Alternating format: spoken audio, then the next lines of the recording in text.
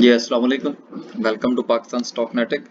उम्मीद है कि आप तमाम दोस्त खैरियत से होंगे और आज का भी दिन जो है वो अच्छा गुजरा होगा। आज सुना है मार्केट ने बड़ी वो क्या कहते हैं लाल रंग फेंका है। तो देखते हैं क्या पोजीशन है मार्केट की। क्या मार्केट जो है वो किसी सपोर्ट एंड रेजिस्टेंस को फॉलो कर रही है या कि मार्केट जो है वो फ्री फॉल या वो क्या कहते हैं फॉलिंग नाइफ बनने के चक्कर में है। तो इस पर इंशाल्लाह बात करते हैं। चलते हैं जी आगे। और आज जो है जी मार्केट ने 500 पॉइंट निकाले और कैलकुलेशंस के बाद ये मार्केट की क्लोजिंग जो है वो एग्जैक्टली 46,000 पर आई है। जबकि इससे पहले मैं देख रहा था तो शायद कोई 45,000 समथिंग लाइक दैट था सिलसिला। तो ठीक है, कोई बात नहीं यार, मार्केट को जाने दे नीचे। देखें 46,000 तक जो है ये तो हम जहन बना के बैठे हुए थे कि मार्केट जो है इसको ये 46,000 तक जा सकती है। और काफी दिनों से हम इस चीज पर बात कर रहे हैं कि 46 से 47,000 तक जो है ये मामलात चल सकते हैं मार्केट के, और इसी के दरमियान जो है वो फिलहाल घूमती हुई नजर आ रही है। लेकिन अगर मामलात जो है वो देखिए कुछ नुकसानात और कुछ फवायद ऐसे होते हैं जो आपके कैलकुलेटेड होते हैं। मसलन जहां तक आपको अंदाजा होता है कि यार ये मामलात यहां तक जो है वो खराब हो सकते हैं और यहां तक दुरुस्त हो सकते हैं। तो लेकिन अगर चीजें उसके बरअक्स अगर काम करना शुरू कर दें तो फिर थोड़ा सा बंदे को परेशानी होती है कभी कभार कि यार मैंने तो ये कैलकुलेशन कर रखी थी, अब ये पता नहीं क्या होने वाला है। तो बहरहाल कुछ नहीं, जब कोई नई मूव मार्केट बनाएगी मजीद 46,000 से नीचे की तो फिर उसके बारे में सोच लेंगे। लेकिन फिलहाल चूंकि यहाँ तक का जो सिलसिला है मार्केट का 46,000 तक का, यहाँ तक तो हमारी एक्सपेक्टेशन भी थी, यहाँ तक हमारा जो है वो कैलकुलेटर भी सही काम कर रहा था। अब देखेंगे कि मार्केट जो है वो इससे बाउंस बैक लेती है या नहीं। मेरा ज़ाती तौर पर ख्याल है कि मार्केट को 46,000 से बाउंस बैक लेना चाहिए, क्योंकि ये एक बहुत बड़ी सपोर्ट है। अगर यह मार्केट 46,000 से गिरती है तो फिर मेरा ख्याल है कि मार्केट को फिर कोई 42-43 तक तो जाना चाहिए, क्योंकि फिर उससे पहले इसका रुकना बनता नहीं है। चलते हैं खैर आगे, और जब कैंडल पर जाएंगे तो फिर इंशाल्लाह देखेंगे। ऑल शेयर की बात करें तो ऑल शेयर के अंदर 369 पॉइंट्स की कमी है, जो बहुत बड़ी कमी कंसीडर की जा सकती है, चूंकि 400 कंपनीज का इंडेक्स है ये। KMI 30 की बात करें तो 1000 पॉइंट्स निकले हैं। ये तकरीबन हम लोग, हमारी जो कैलकुलेशन है डेली की वो हमें ये बता रही है कि पॉजिटिव हो तब भी तकरीबन मल्टीप्लाई बाय 2 और नेगेटिव हो तब भी कम से कम मल्टीप्लाई बाय 2 जो है ये चलता है KSE 100 और KMI 30 के दरमियान। अब जिनके पास KMI 30 के शेयर हैं वो देखें अब कि किस भाव बिकती है। आगे चलते हैं जी और देखते हैं कि सर्किट ब्रेकर क्या कहता है, क्योंकि सर्किट ब्रेकर से काफी अंदाजा होगा कि मार्केट में आज जो सिलसिला चला है, 3 कंपनीज जो है वो अपर कैप हैं और डाउन लोअर कैप की बात करें तो सिर्फ 7 कंपनीज हैं। थट्टा सीमेंट है, कोयटा टेक्सटाइल है, बर्जर पेंट्स है, अरूज इंडस्ट्रीज है। अरूज को तो मेरा नहीं ख्याल कि कोई इतना कंसीडर करने की जरूरत है। बर्जर को भी आप कर सकते हैं, 5 लाख का वॉल्यूम है इसके अंदर। थट्टा सीमेंट को खास वॉल्यूम नहीं है, 30 रुपए का 22-20 रुपए का शेयर है। को खास कंपनीज जो हैं वो उनको लोअर कैप नहीं लगे, अगर लग जाते तो शायद ये ज्यादा बेहतर होता, लेकिन नहीं लगे। तो अब चलते हैं आगे और समरी में देखेंगे कि क्या मामलात हैं, उसके मुताबिक थोड़ी सी अपनी राय कायम करने की कोशिश करेंगे। ग्राफिकल व्यू का थोड़ा जायजा ले लें।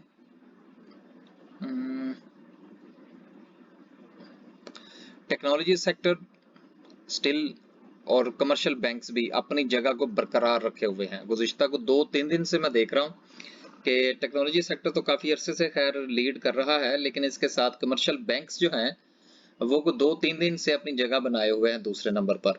टॉप 10 सिंबल्स को देखते हैं। टेली, वर्ड कॉल, TPL, बाइको, TRG, bank Alfalah. Yes, bank Alfalah जो है इसकी वजह से और BOP की वजह से जो है वो सिलसिले बैंकिंग सेक्टर के जो हैं वो इसको रखे हुए हैं टॉप 10 सिंबल्स के अंदर। लेकिन अगर आप वॉल्यूम की बात करें ना, तो टैली में भी 25 मिलियन का वॉल्यूम इससे ज़्यादा का नहीं लग रहा। वर्ड कॉल में भी ऐसा ही है। लेकिन अच्छी बात यह है कि बैंकिंग सेक्टर के अंदर जो है वो वॉल्यूम थोड़ा सा बड़ा है। Very good. देखिए कल जो है वो काफ़ी इस बारे में सवालात थे। मैंने बहरहाल इसको वो क्या कहते हैं यार, कुछ ज़्यादा कंसीडर नहीं किया। जो 25 बेसिस पॉइंट जो है वो इजाफा हुआ है, मेरे ख्याल में ये कितनी चीज़ सिग्निफिकेंट थी नहीं।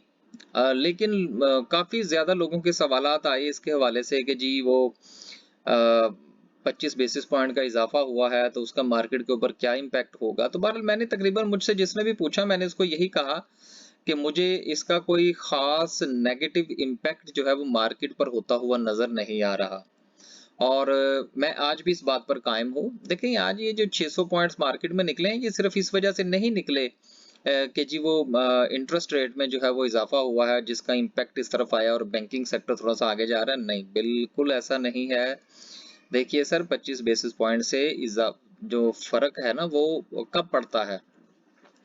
वो उस वक्त पड़ता है कि जब आपका इंटरेस्ट रेट जो है वो 2 या 3% हो।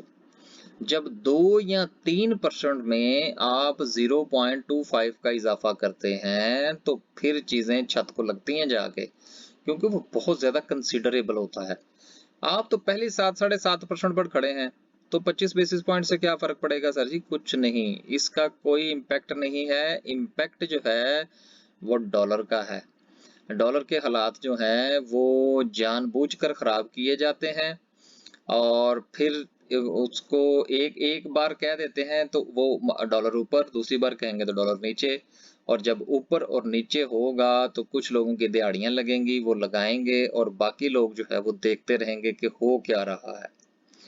तो जिस वक्त चीजें जो हैं अब चूंकि बात हो रही है तो मेरा ख्याल है ये बात करने में कोई मुजायका नहीं है कि जब चीजें इंस्टीट्यूशनल ना रहें और पर्सनल हो जाएं और कुछ लोग जो हैं वो उसको इंडिविजुअली कंट्रोल करना शुरू कर दें, चाहे वो इकॉनमी हो या आपके मुल्क का कोई भी हो। इवन कि आप यूं समझ लीजिए कि आपका अगर एक छोटा सा बिजनेस है जिसको 4-5 लोग मिलकर चलाते हैं या कोई ऑफिस है, उसमें अगर कोई एक जो है वो इंडिविजुअली उस चीज़ों को मैनेज करना शुरू कर दे, वो क्या कहते हैं, रूल्स एंड रेगुलेशन को पसे पुश्त डालकर, तो वो चीज़ें कोई इतनी अच्छी मूवमेंट नहीं देती।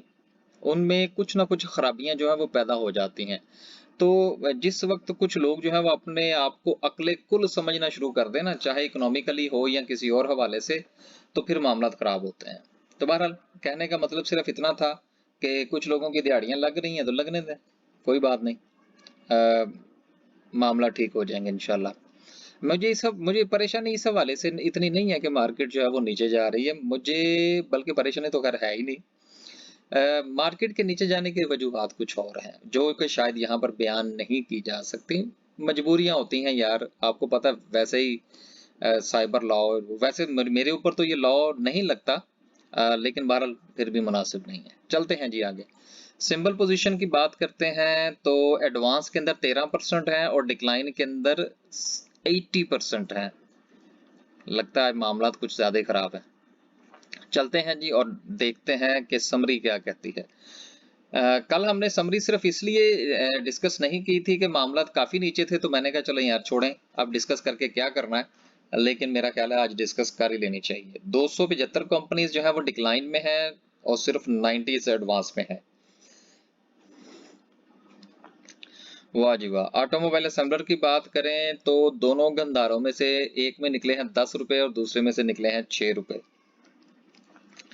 देखिए ये दोनों को मैं काफी दिनों से एक बात कह रहा हूँ कि जो ऑटोमोबाइल सेक्टर है ये दो कंपनीज उसको लीड करती हैं।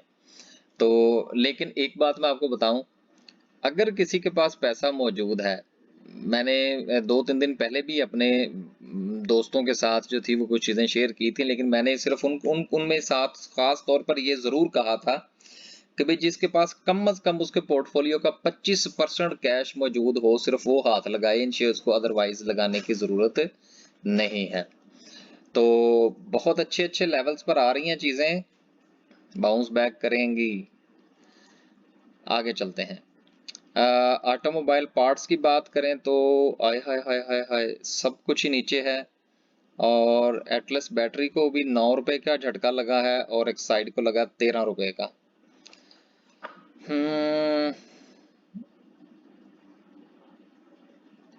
आगे चलते हैं जी। केबल्स एंड गुड की बात करें तो वेव्स 20 रुपए पर धक्के खा रहा है, यहाँ पर ये मुफ्त है शेयर। सीमेंट सेक्टर की बात करें तो चीजें आज भी अच्छा खासा डिक्लाइन शो कर रही हैं। पाइनियर में से 4 रुपए निकले हैं, लकी सीमेंट में से 11-12 रुपए निकले हैं, फ्लाइंग में से 1 रुपया निकला, डीजी खान में से कितने निकले हैं, 3 रुपए और 30 पैसे। केमिकल सेक्टर की बात करें तो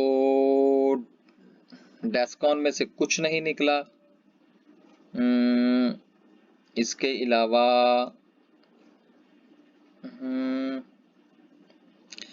लॉटे केमिकल्स में से भी कुछ नहीं निकला। देखिए, दो चीजें बड़ी इंपॉर्टेंट होती हैं, वो जरूर देखा करें। एक जिसमें सबसे ज्यादा डिक्लाइन हुआ और एक जिसमें सबसे कम डिक्लाइन हुआ। ये मार्केट की जो है ना वो रेजिस्टेंस को शो करती हैं चीजें, कि पूरा सेक्टर जो है वो जब मार खा रहा था तो सबको मार पड़ी या किसी ने रेजिस्टेंस दिखाई। आगे चलते हैं जी। और क्लोज एंड म्यूचुअल फंड को छोड़ दें, कमर्शियल बैंक्स में आज हरियाली हरियाली है माशाल्लाह। तो अच्छी बात है यार, बीओपी भी ऊपर है, अस्करी बैंक, एलाइड बैंक जो है वो नो लॉस नो प्रॉफिट पर खड़ा है। फैसल बैंक के अंदर 18 रुपए 17 रुपए से उठा हुआ शेयर जो है वो 26-27 रुपए पे चला गया है। और क्या चाहिए यार। हबीब मेट्रोपॉलिटन बैंक जो है इसमें 1 रुपए 61 पैसे का इजाफा है और एमसीबी फिर 166 लगा के 162 पर क्लोजिंग। गुड है यार। मिजान बैंक एक्स डिविडेंड और एक्स बोनस हुआ और उसके बाद ये नीचे ही नीचे है। चलें, अच्छी बात है यार। इंजीनियरिंग सेक्टर के हालात, अब देखिए, जब आप इन कंपनीज का अगर ये जायजा लें कि इनकी अर्निंग परफॉर्मेंस कैसी जा रही है, तो मेरा ये ख्याल है कि बहुत अच्छे रिजल्ट्स आ रहे हैं। लेकिन उसके बावजूद भी मार्केट जो है वो नीचे ही नीचे जा रही है। इसकी क्या रीजन है? ये पहले भी मैं कहता कहता रुक गया और अब भी मैं कुछ कहने लगा था लेकिन मैं रुक गया। चलें, छोड़ें जी। स्टील सेक्टर की बात करें यार, किसी ने मुझसे ना अमरेली स्टील के बारे में पूछा था कमेंट्स में, या शायद किसी और तरफ किसी ने मुझसे पूछा था। ये 40 रुपए पर अच्छा शेयर है, 39-40 पर इसको देखा जा सकता है। आगे चलते हैं जी। देखें जी, जो जिसने पूछा था हमने उसको बता दिया। दोस्त स्टील 4.5 रुपए पर खड़ा है, अपनी जगह पर कायम है। इत्तेफाक 14.5-15 रुपए पर खड़ा है, अपनी जगह पर कायम है। फर्टिलाइजर सेक्टर आज तो सबको ही मार पड़ी है। अब ये जो सेलिंग आज नजर आ रही है ना, ये पैनिक सेलिंग है। इसको कहते हैं पैनिक सेलिंग। और जब पैनिक सेलिंग हो तो इसका मतलब ये होता है कि लोगों के पास फिर चीजें अब खत्म हो जाएंगी बेच बेच के। और जब वो बेच बेच के थक जाएंगे तो फिर जाहिर सी बात है कोई ना कोई तो खरीद रहा है ना। फिर जब वो अपनी सेलिंग रोकेगा तो फिर आप कहेंगे जी कि ये मार्केट में तो सट्टा होता है। मार्केट में सट्टा नहीं होता, ये कुछ डायनामिक्स होते हैं दुनिया के हर बिजनेस के, हर मार्केट में ऐसा ही होता है। जब चीजें पैनिक सेलिंग होती हैं, कुछ लोग उसको खरीद लेते हैं। जब कुछ लोग खरीदते हैं क्योंकि वो जानते हैं कि ये चीजें इस प्राइस पर अच्छी हैं, तो फिर बाद में वही चीजें आपको दोबारा भी जब मिलती हैं तो महंगे दामों आपको खरीदना पड़ती हैं। तो इसलिए थोड़ा गौर फिक्र फरमाना जरूरी होता है। अल शहीर जो है वो 15 रुपए पर खड़ा है। फौजी फूड में से आज मजीद 42 पैसे निकले। मेरा ये ख्याल था कि शायद 17 रुपए से ये नीचे ना जाए, लेकिन इसने 6 रुपए 85 पैसे भी लगाया है। चले, अच्छी बात है यार। ये देखिए, ये जो फैक्ट्स एंड फिगर्स होते हैं ना, मैं हमेशा कहा करता हूं कि स्टॉक मार्केट जो है ये इफ और बट के साथ चलती है। और आप भी अपने साथ इफ और बट जरूर लगाएं, इससे फ्लेक्सिबिलिटी पैदा होती है और डिसीजंस लेने में आसानी होती है बंदे को। लेकिन अगर आप रिजिड हो जाएं तो रिजिड नहीं होता बंदा। बिजनेस रिजिड होके बिजनेस नहीं हो सकता सर जी। बिजनेस हमेशा इफ और बट के साथ ही चलता है और फ्लेक्सिबिलिटी के साथ ही चलता है, चाहे वो स्टॉक मार्केट का ही क्यों ना हो। आगे चलते हैं जी। ग्लास एंड सिरामिक्स की बात करें तो सबको ही मार पड़ी है, पढ़ने दें इनको, इनको तो पढ़ने दें आप मार बाकी किसी को पढ़े या ना पढ़े इनको पढ़ने दें, ये बहुत ऊपर निकले हुए हैं। इंश्योरेंस सेक्टर की बात करें तो इंश्योरेंस सेक्टर के चले हालात थोड़े बेहतर हैं, कुछ चीजें बहरहाल ग्रीन ग्रीन नजर आ रही हैं। इन्वेस्टमेंट बैंक्स में FNEL जो है उसने 8 रुपए दिए लगा, तो कुछ खास नहीं निकला, अपनी जगह पर चीजें खड़ी हैं। लीजिंग को छोड़ दें। लेदर की बात करें तो सर्विस इंडस्ट्रीज में से 3 रुपए 35 पैसे निकले हैं। माशाल्लाह जी, बादशाह का शेयर आज 28 रुपए ऊपर है। फिल्मों में से एक फिल्म चल रही है, दूसरी नहीं चल रही, दूसरी को शायद कोई मसला हो गया। चलें कोई बात नहीं। शिफा ने 212 रुपए लगाए, लेकिन बल्कि ओपनिंग थी इसकी 208 रुपए कर, और उसी के गिर्द ये सिर्फ घूमता रहा और इसके अंदर वॉल्यूम कोई नहीं लगा। मुदारबस को भी छोड़ें। ऑयल एंड गैस एक्सप्लोरेशन में पॉल का शेयर जो है ये सिर्फ 51 पैसे पॉजिटिव है, बाकी सब के सब नेगेटिव है। ये जब तक इनके ऊपर सब्ज कदम पड़े हुए हैं ना जिन लोगों के, ये सिलसिले इसी तरह से रहेंगे। SSGC 11 रुपए 84 पैसे पर है और 18 पैसे की इसमें कमी है। बुरा नहीं है, आगे आप लोग खुद समझदार हैं। पेपर एंड बोर्ड में मैरियट जिंदाबाद। मैरियट 15 रुपए से उठा और 16 रुपए 31 पैसे लगाए इसने हैं। चलें, जिसने 15 रुपए पर खरीदा है वो यशी करे यार। फार्मास्यूटिकल में भी सबको ही मार पड़ी है। पावर जनरेशन में अगर आप देखें तो डिक्लाइन जो है वो कुछ खास नहीं है। एंग्रो पावर जिन कादरपुर में से सिर्फ 1 पैसा निकला है। हब पावर 80 रुपए का शेयर है, सिर्फ 15 पैसे निकले हैं। के इलेक्ट्रिक 3.5 रुपए का शेयर है, सिर्फ 3 पैसे निकले हैं। कोहिनूर पावर में से 15 पैसे। कैपको तकरीबन 38 रुपए का शेयर है, 43 पैसे निकले हैं। लाल पीर में से 4 पैसे। निषाद चूनिया में से 7 पैसे। निषाद पावर 8 पैसे प्लस रहा।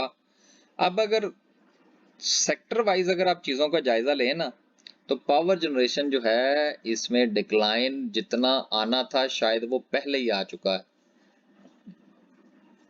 आगे चलते हैं। कुछ मतलब आप खुद भी निकाल लिया करें ना, अब जरूरी तो नहीं कि सारे मतलब हमने ही निकालने हैं। शुगर के हालात ठीक है यार।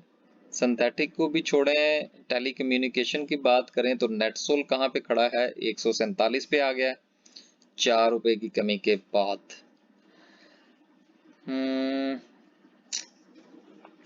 टेक्सटाइल कंपोजिट में सिर्फ एसगार्ड 9 के अंदर टक्का के वॉल्यूम लगा और 1 रुपए 63 पैसे का इजाफा भी हुआ।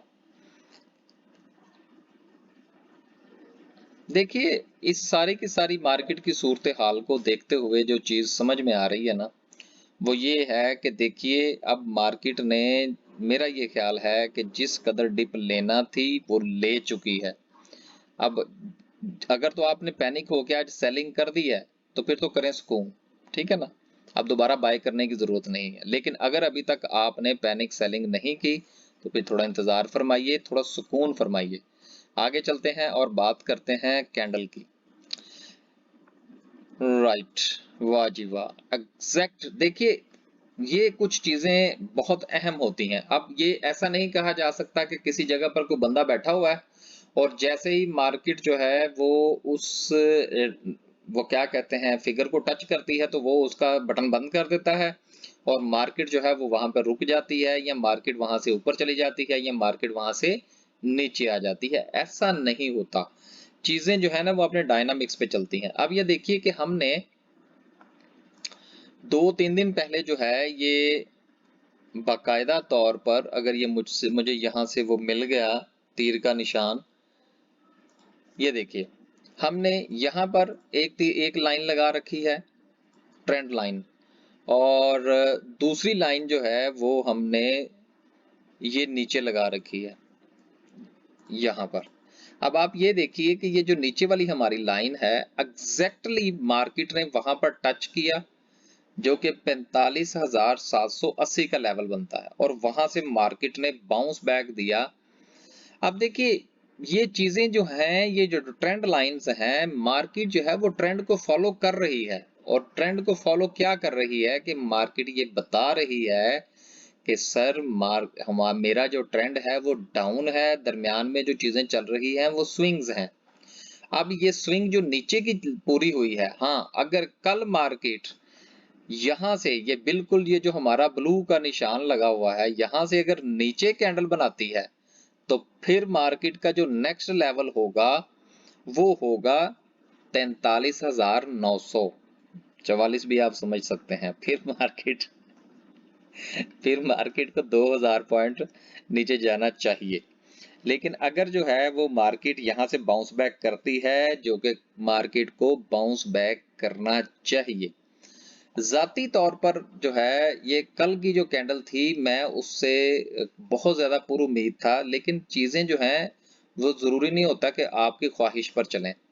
चीजें जो है वो अपने मदार के अंदर घूमती हैं, किसी की मर्जी के मुताबिक चीजें नहीं चलती। मुल्क के जो हालात होते हैं, जो इकोनॉमिक सिचुएशन होती है, उसका इम्पैक्ट या उसका जो मैं अक्सर एक बात कहा करता हूं कि स्टॉक मार्केट जो है ना, ये किसी भी मार्केट, किसी भी मुल्क के अंदर उसकी प्रोग्रेस को या उसकी इकोनॉमिकल सिचुएशन को देखने का सबसे बड़ा इंडिकेटर होती है। इसकी रीजन क्या है? इसकी रीजन ये है कि मार्केट के अंदर जो बनने वाली पॉलिसीज और मुल्क के जो हालात होते हैं, उसका रिएक्शन जो है वो विद इन आवर्स आपको देखने को मिल जाता है। यहाँ से इधर से आप पॉलिसी बनाते हैं, वहां पर आपको रिजल्ट मिल जाता है। तो ये एक बहुत बड़ा इंडिकेटर होता है स्टॉक मार्केट। किसी भी मुल्क को अगर आपने देखना हो कि वहां के हालात कैसे हैं, तो उसकी स्टॉक मार्केट को जरूर देखें।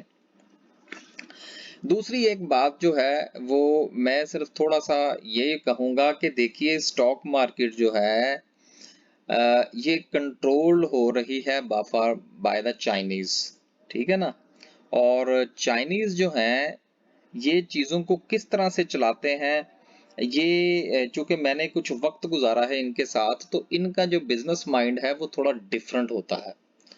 और अगर कभी कुछ ऑफ द रिकॉर्ड बात करनी हुई तो फिर इंशाल्लाह जरूर करेंगे इसके ऊपर। वो जरा चीजों को ना थोड़ा सा घुमाना बहुत अच्छा जानते हैं, ठीक है ना। उम्मीद है कि आप दोस्त अहबाब जो है इस बात को समझ गए होंगे।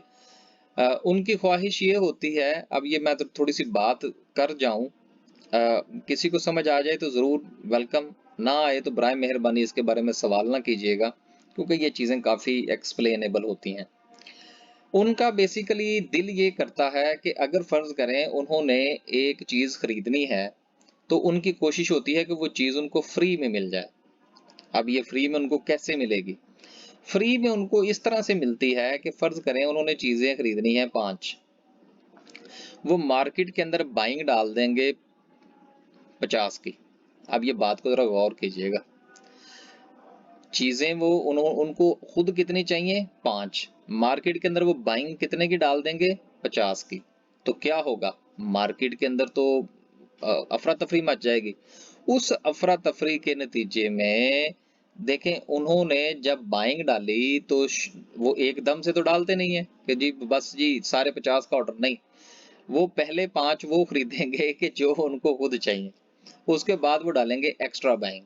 जब वो एक्स्ट्रा बाइंग डालेंगे तो चीजों की प्राइसेस अप कर जाएंगी।